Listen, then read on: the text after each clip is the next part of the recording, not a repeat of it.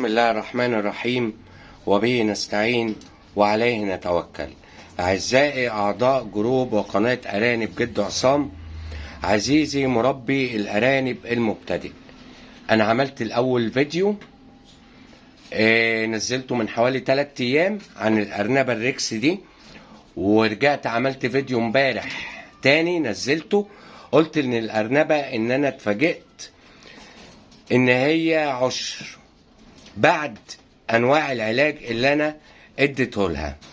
وبعدين في حاجه، الارنبه دي انا جايبها يوم 20، يعني معنى كده النهارده 13 في الشهر، يعني بقالها فتره كبيره عشر. وبعدين ده نتفه بقالها يومين زي ما حضراتكم شايفين كده، وما ولدتش لغايه النهارده. طيب انا توقعي يمكن بخبرتي توفيق من عند ربنا ان الارنبه دي عشر في حاجه هتكون ميته جوه بطنها. طب انا هعمل ايه؟ انا لازم هديها دلوقتي اوكسيتوسن. وفي ناس كتير سالتني قالت لي ممكن النبي يا جد عصام تورينا نوع العلاج اللي انت اديته للارنبه دي او حاجه زي كده.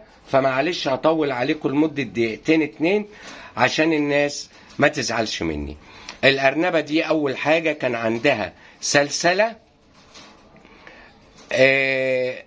كانت عبارة عن كوم عظم، فاضطريت إن أنا أغير نوع العلف اللي كانت بتاكله، كان علف سيء. بدأت أكلها علف اسمه تايجر فيد اللي أنا شغال بيه. بدأت أديها بقدونس، جزراية، حاجات زي كده أهتم بيها من الناحية الصحية. بعد كده قابلني 3 مشاكل.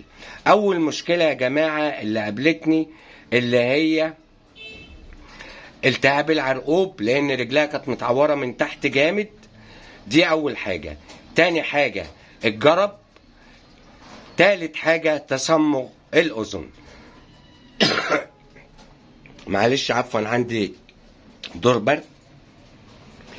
طيب انا عالجت ازاي يا جماعه؟ بص بقى يا سيدي، اول حاجه عشان اعالج تصمغ الاذن حضرتك هتجيب ميه الاكسجين دي من الصيدليه ب10 جنيه، هتحط في كل ودن حوالي 5-6 نقط، هتلاقيهم فاروا وطلعوا الماده الشمعيه اللي موجوده في الودن.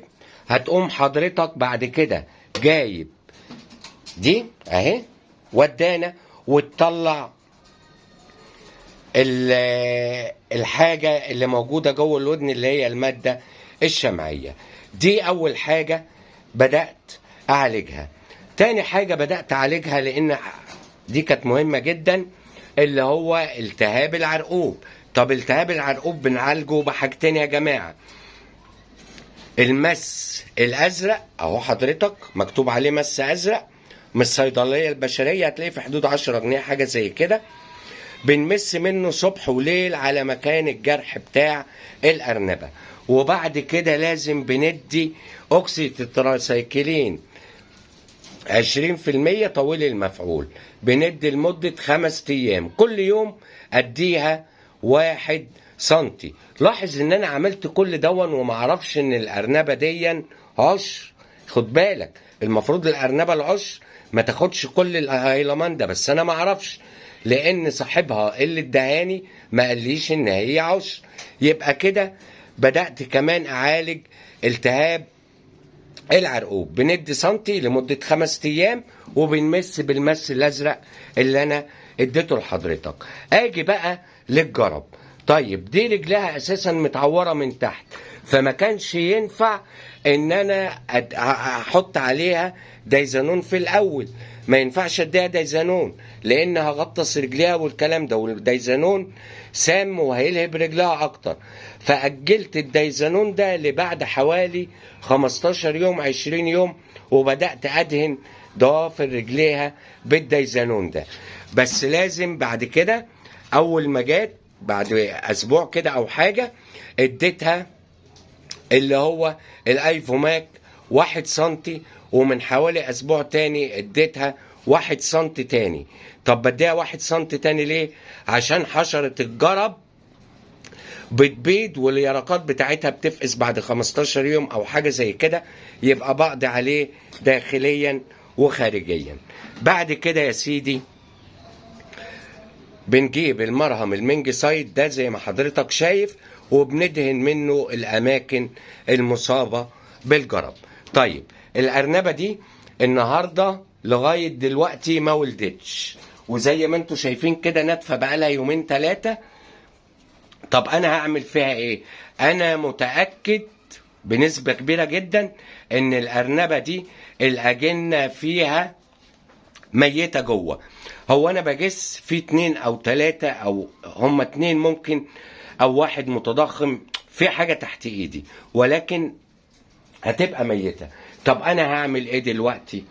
انا جايب حقنة اسمها اوكسيتوسون من الصيدلية البشرية اهي، دي اسمها اوكسيتوسون حقن الطلق. انت هات حقن الطلق بيطري، هات اي حاجة. انا هوري حضرتك ازاي هدي الارنبة دي حقنة الطلق، وهقطع الفيديو وهرجع اكمله تاني عشان اوريك انا هدي الارنبة حقنة الطلق ازاي دلوقتي، ونشوف مع بعض. بص يا سيدي، ادي بنكسر الحقنة، قلنا اسمها اوكسيتوسون، وهندي الحقنة دي على فكرة يا جماعة تحت الجلد اهي. ادي الحقنة،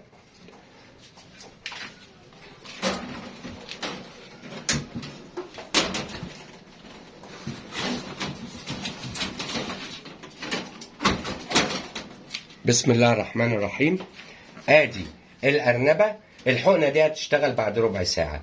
بندي الحقنة تحت الجلد، وعشان الناس اللي ما بتعرفش تدي حقن بنمسك الجلد كده، مش شغلانة يعني، هي كده وبترفع اهو، وبتدخل السن حتة صغيرة، وهندي الحقنة. خدت الحقنة